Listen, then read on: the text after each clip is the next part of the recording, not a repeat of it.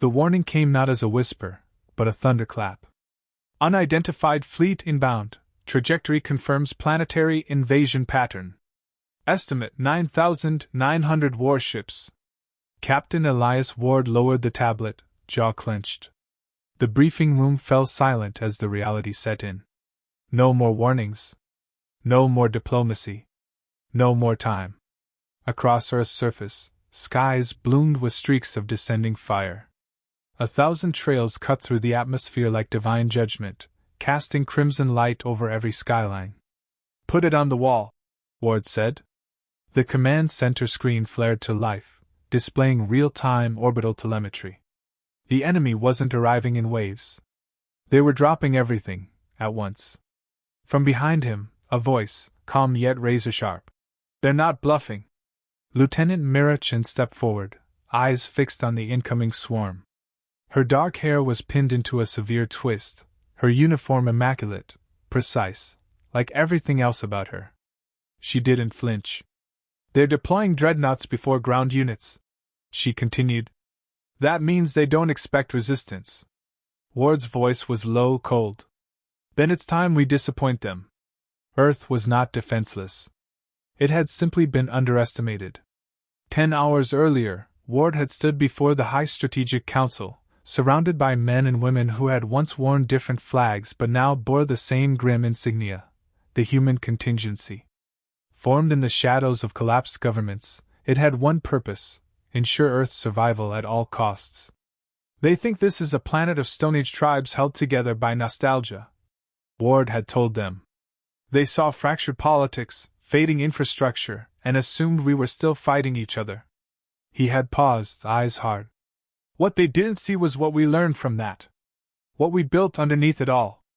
Beneath the ruins of old cities lay a latticework of defense systems powered by AI, geothermal grids, and silent railguns aimed at orbit. Most hadn't fired in decades. Some had never been tested. Now they would. Back in the command bunker, Chen worked fast. Her fingers danced across holographic interfaces, linking Earth's weather satellites with military drones buried beneath deserts, forests, even oceans. "Initiating Protocol Ember," she said. From the Arctic Circle to the equator, dormant systems flared to life. Plasma vents hissed through ice fields. Subterranean silos pulsed with rising energy. Earth was waking up, and it was angry. Ward leaned closer. "What about civilian zones?" "Evacuated last week," she said. "Nobody up there expected us to start before the attack." "Good." High above, Zarkan Commander VYSHL watched Earth spin slowly beneath his command ship. He was tall, plated in obsidian armor etched with victory sigils from 50 conquered worlds. His pale, crystalline eyes narrowed. "This is not conquest," he muttered, voice metallic. "This is sanitation." His second in command, a withered tactician named Krennic, stepped forward. "Commander, scans indicate heavy geothermal output. Unnatural spikes." VYSHL snorted. "The mammals are panicking. Let them burn their forests. It changes nothing." But something did change. The first fleet segment broke formation as an unexpected magnetic pulse fried their calm relays. The second group met resistance from a storm front that should not exist, cyclones seeded with metallic debris, battering ships as if the weather itself had declared war. Then the ground erupted.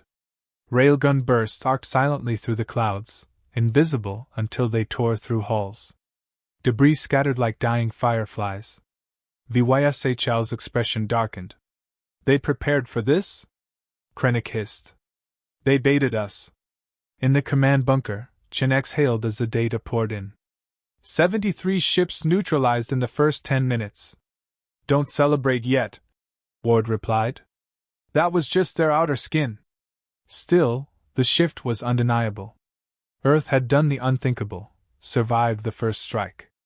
Ward's voice echoed through the chamber. "Deploy Wraith cells to urban ruins.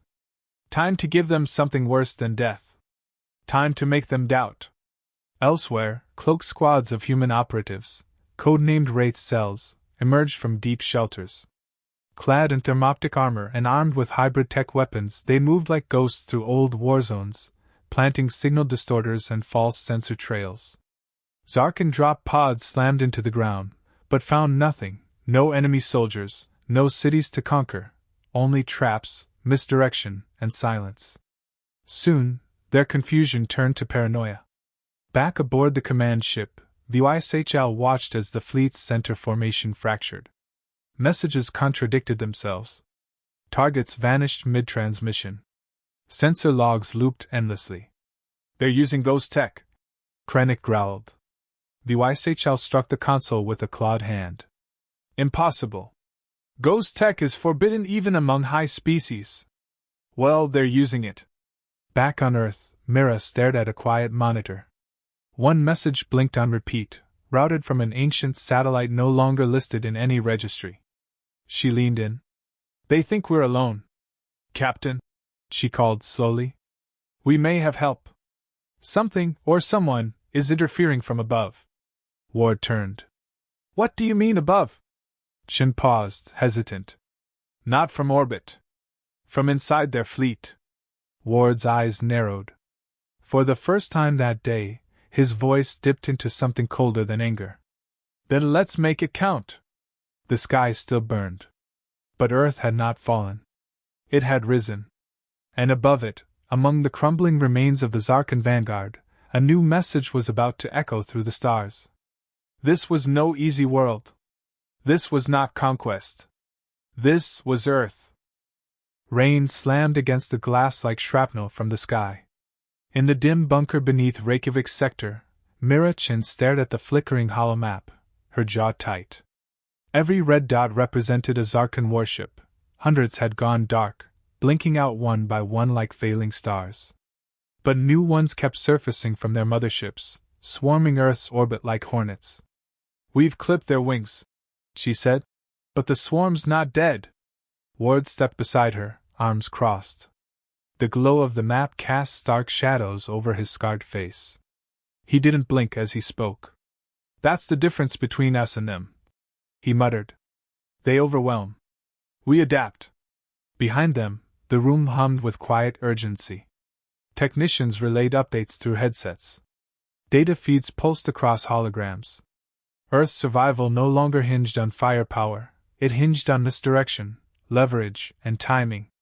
"Project Leviathan," Ward said, turning to Chin. "Status?" She hesitated only a second. "Online. Locked beneath the North Atlantic shelf.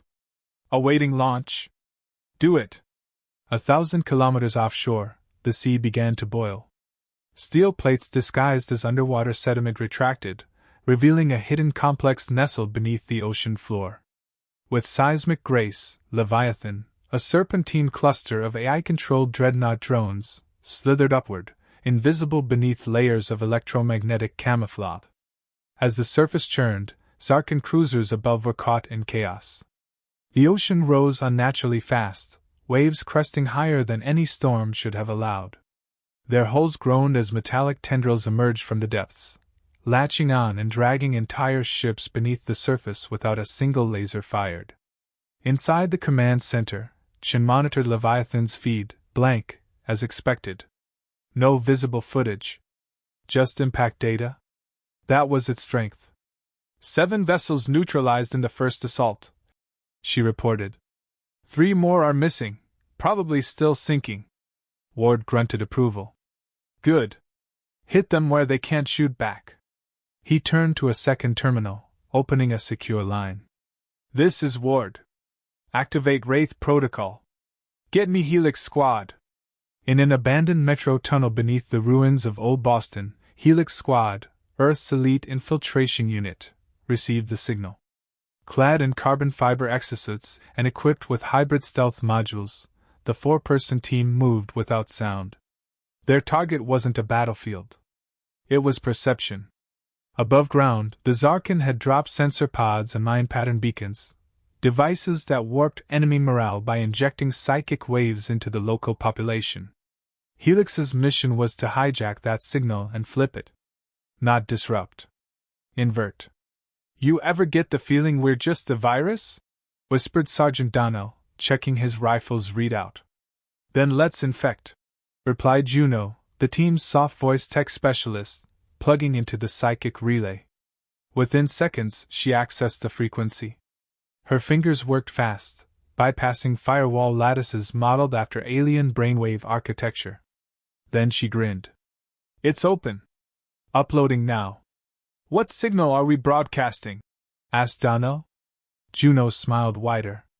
The truth. Across Sarkin ranks, soldiers suddenly staggered mid-step. Pilots clutched their helmets, trying to steady themselves. The mind beacons that once whispered dominance now screamed fear, echoes of human resistance, images of destroyed fleets, and the sound of one unrelenting phrase. You invaded the wrong planet. Back aboard the command vessel, the HFY stormed into the strategy chamber. His fangs bared, talons twitching. Explain the loss of 27 dreadnoughts in non-hostile zones. Krennic bowed slightly, refusing to meet his commander's eyes. We underestimated environmental hostility. Their weather behaves as if engineered. The HFY slammed his fist into the control dais, cracking its surface. You're telling me this planet weaponized nature itself? Krennic didn't respond. He didn't need to. The HFY narrowed his eyes. They knew we were coming. In Earth's bunker, Ward sat across from Chin in the temporary debrief chamber, watching thermal footage of Zarkin's ships turning on each other. They're unraveling, she said. One psychic feedback loop and now they're questioning commands. Start Phase 3, Ward replied. Let's feed the confusion. Chen hesitated. You want to leak our own plans? Risk exposure? Ward leaned forward. No. I want to leak fake plans. Let them chase shadows while we erase them in reality. At a dusty outpost in the Andes, a rogue transmission pinged Earth's surveillance net, an encrypted signal bearing Zarkin markers, but twisted. Mira intercepted it personally. What is that? Ward asked, stepping into her lab. She frowned. Not sure yet. It came from within their fleet. Ward stiffened. Another defector? She nodded slowly. If it is, they've buried the message under 5 layers of encryption. Ward glanced at the screen. Can you crack it? She stared back, confidence returning. Give me an hour. Meanwhile, HFY received a report that made his throat tighten. Long-range warp dates failed. Reinforcements cannot breach Earth's magnetic veil. Trapped. The entire Zarkin fleet was now sealed in Earth's orbit, with dwindling resources, mutating commands, and mounting panic. He bared his teeth. Then I will finish it myself. In Reykjavik, alarms blared as satellites detected HFY's flagship descending. He's coming down, Chen said. Personal drop pod.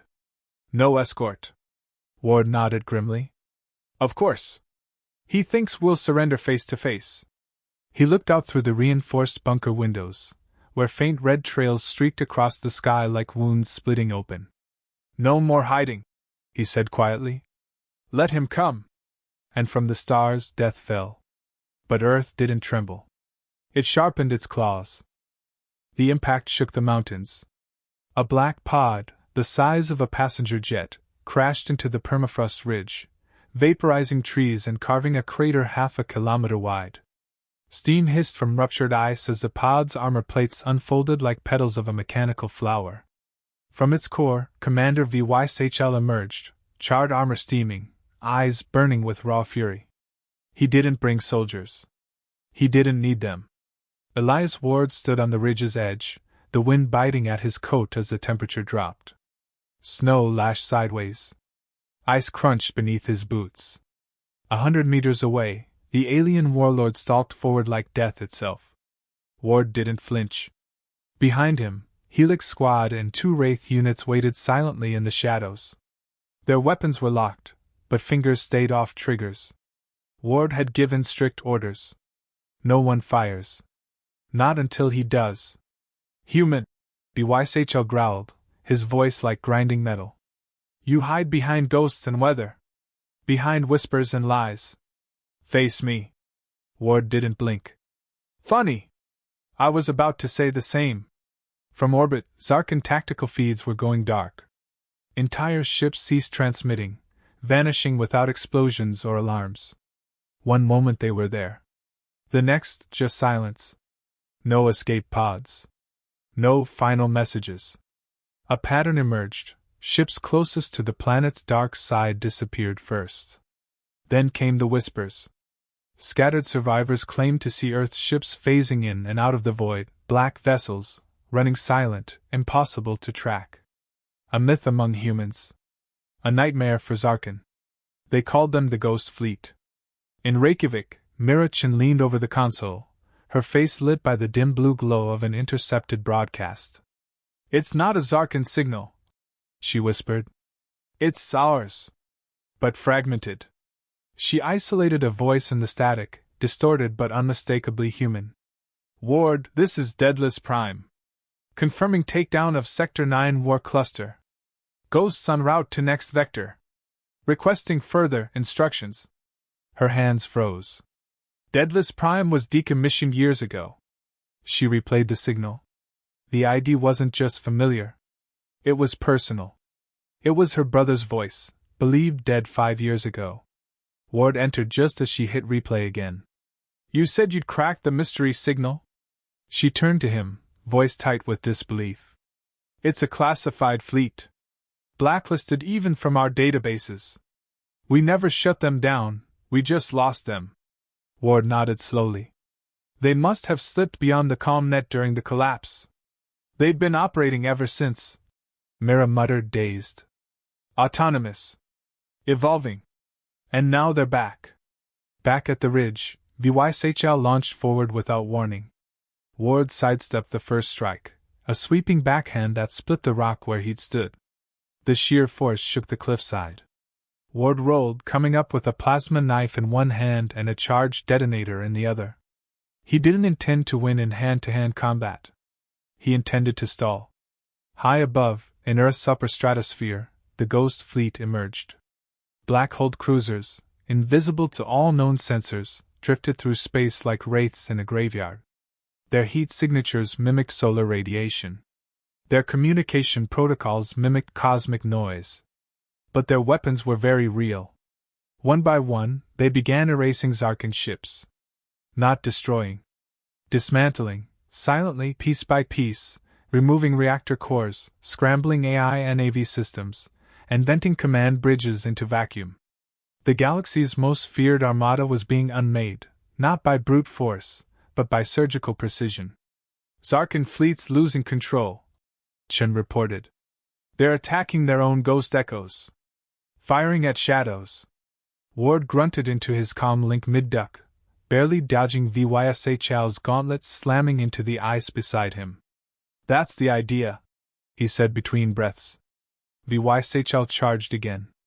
This time, Ward jabbed the plasma knife upward. The blade dug into the warlord's side, sizzling through armor and flesh. VYSHL snarled and knocked him aside like a rag doll. Blood slicked Ward's ribs. His vision blurred. But he grinned. "You're losing," he rasped. "And you know it." VYSHL loomed over him, expression unreadable. "I expected arrogance. But not delusion." Ward spat blood, then smiled wider. "No delusion." He raised his wrist communicator. "Just confirmation." Above them, the clouds split as 3 Ghost Fleet drop pods shrieked downward, glowing with re-entry fire. The impact staggered the cliffside. Out stepped armored figures in black, their visors glowing dimly with crimson lines. Ward tilted his head toward VYSHL. "You met Earth's army. Now meet what came after." The commander hesitated. He scanned the newcomers, silent, unmoving, perfectly in sync. Then he looked up, watching his fleet scatter in chaos, hundreds of ships blind and leaderless. His arrogance cracked. "You are not prey." Ward's voice hardened. "No. We're the aftermath." At that moment, Helix Squad activated the signal inversion field. For the first time in the war, Earth didn't just hide or resist. It broadcasted, every channel, every frequency, showing the Zarkan fleet their own losses. Names. Numbers. locations. The effect was catastrophic. Some ships fled. Some self-destructed to avoid capture. Others simply froze, commanders refusing to act without clear orders. On the ridge, HFY took a trembling step back. He had led conquests across 5 galaxies. He had reduced civilizations to ash.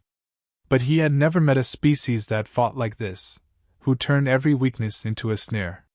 Earth hadn't survived the invasion. It had invited it. Ward stood, bloody but alive, and took a step forward. This isn't your empire anymore. It's your graveyard. And somewhere in deep orbit, the ghost fleet vanished once more, leaving behind silence and wreckage. HFY stood silent, blood trickling from his side. Around him, the snow fell heavy, no longer a soft drift, but sharp pellets driven by high-altitude winds. His breath steamed in the cold as he took in the devastation. The sky above had changed. Where once his fleet had hung in perfect formation, now only scattered wreckage remained. Ships burned in the upper atmosphere like dying embers. Radio silence replaced proud commands. In orbit, confusion had become doctrine. Panic policy. He was no longer a conqueror. He was trapped. Captain Elias Ward lowered his weapon but didn't sheath it. Beside him, the Ghost Fleet operators stood still as statues, black armor matte against the snow. No names. No emblems. Just presence. HFY raised his chin, defiant despite the ache in his bones. I will not kneel. Ward didn't ask him to. We're not here for a surrender ceremony, he said. You don't get one. The warlord's jaw twitched. Then what do you want? Ward stepped forward. For you to leave, he said. And tell the galaxy exactly what happened here. Back in Reykjavik's command bunker, Mirachin sat before a global feed console. Her brother's voice once again played through the speakers, calm, measured, steady. This is Ghost Fleet Command. Confirming final takedowns. Only 27 Zarkan ships remain operational. All others, neutralized, disabled, or disassembled. Awaiting Earth command. Her hands trembled, not from fear but from awe. They had won. Not with numbers. Not with power. But with strategy, patience, and impossible coordination. Still, her voice held no triumph when she spoke to the room. They'll come back, she said. Maybe not tomorrow. Maybe not in force. But the galaxy knows us now. Ward's voice came through on the secure line. Good. Let them remember. Fear makes faster messengers than victory ever did. Above the Pacific, the last surviving Zarkan battleship limped into low orbit. Its engines sputtered, shields flickered like dying fireflies. Inside, the command crew huddled around the central console, watching footage uploaded from HFY's drop pod. No censorship. No edits. Just truth. One of the junior officers, young by Zarkan standards, not yet hardened by war, turned to his superior. What do we tell the council? The elder's eyes were hollow. We tell them what we saw. He pointed to the screen, where Earth's skies lit with crimson auroras, residue from the orbital EMP net. We tell them that we awoke something that was never asleep. HFY walked alone to his drop pod. His elite guards had not survived. His pride had not endured. But some fragment of his honor compelled him to speak one final time. He paused just before boarding and turned to Ward. Why did you not destroy us completely? Ward replied without hesitation. Because it's not about you. It's about what comes after. HFY narrowed his eyes. You're not seeking peace. You're cultivating fear. No, Ward said. We're cultivating understanding. But fear spreads faster. Once HFY left Earth's atmosphere, Ward returned to the ridge's summit, watching as the last drop pod ascended toward the fractured remains of the Zarkan fleet. Helix Squad approached, silent as always. Status? Ward asked. Juno's voice was hushed. Fleet debris is being pulled into atmospheric drag. Controlled descent. Cleanup will take weeks. Ward nodded. That's fine. Gives us time to rewrite the ending. Donnell adjusted his visor. Sir? Ward looked out over the valley. This isn't just a victory. It's a message. One we'll embed in every sensor ghost, every orbiting wreck. A story that tells the truth before someone else tells a lie. In orbit, Chen initiated Project Resonance. With a keystroke, Earth's satellites emitted encoded pulses into space, harmless to technology, but unmistakable to those who understood the Zarkan Comnet. Not a declaration. Not a threat. A recording. Images. Audio. Tactical overlays. Every moment from the invasion, from the first flare in the sky to the final silence in orbit. A new galactic legend, one rooted in data, not myth.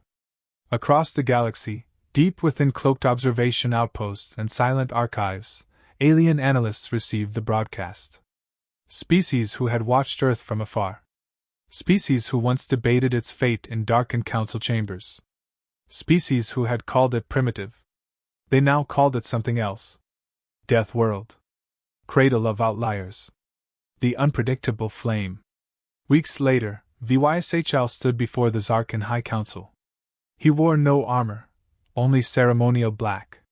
His injuries had healed, but the wound to his legacy had not. He spoke only 12 words. They did not beg for mercy. They made us beg for time. The chamber remained silent long after he sat. On Earth, reconstruction began. The debris field around the planet glittered like a ring of fallen stars. Most of it would be recycled. Some of it preserved, reminders of the day the galaxy came knocking. Ward walked the newly formed monument field outside Old Geneva sector. Each stone bore a single engraving. 9,900 entered. 27 returned. Earth remains. Beside him, Chen placed a small capsule in the ground, part memorial, part data cache. What's in it? He asked. She smiled faintly. Everything. Strategy logs. Personal accounts. What worked? What didn't? A map of our mistakes. Ward raised a brow. For future generations? She shook her head. For whoever tries next.